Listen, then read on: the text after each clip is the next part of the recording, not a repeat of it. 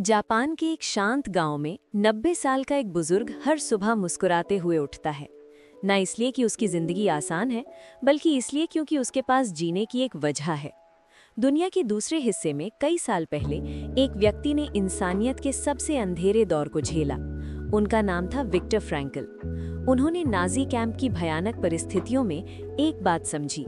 सबसे मजबूत लोग वे नहीं थे जिनकी सेहत अच्छी थी, बल्कि वे थे जिनके पास जीने का एक मकसद था। अपनी प्रसिद्ध किताब मैन सर्च फॉर मीनिंग में उन्होंने लिखा, जिस इंसान के पास जीने का क्यों होता है, वो किसी भी कैसे को सह सकता है। यही विचार जापान की इकिगाई सोच से जुड़ता है। इकिगाई का मतलब है आपके जीवन की वजह, वो कारण जिसकी वजह से आप हर सुबह उठते हैं। ओकिनावा में, जहां लोग दुनिया में सबसे लंबी उम्र जीते हैं, लोग कभी पूरी तरह रिटायर नहीं होते।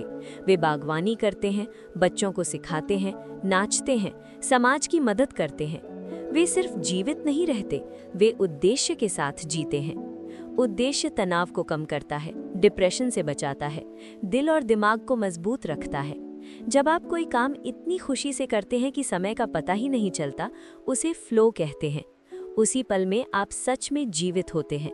न भविष्य की चिंता, न अतीत का पछतावा, सिर्फ वर्तमान।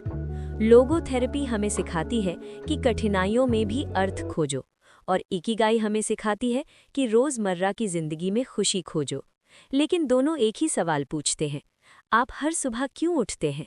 क्योंकि इस सवाल का जवाब ही तय करता है कि आप कितने लंबे समय तक नहीं, बल्कि कितनी खूबसूरती से जीते हैं।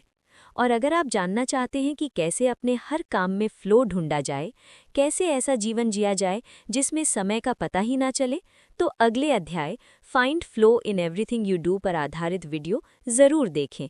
ऐसे ही गहरी और प्रेरणादायक कहानियों के लिए इस चैनल को फॉलो करना ना भूलें।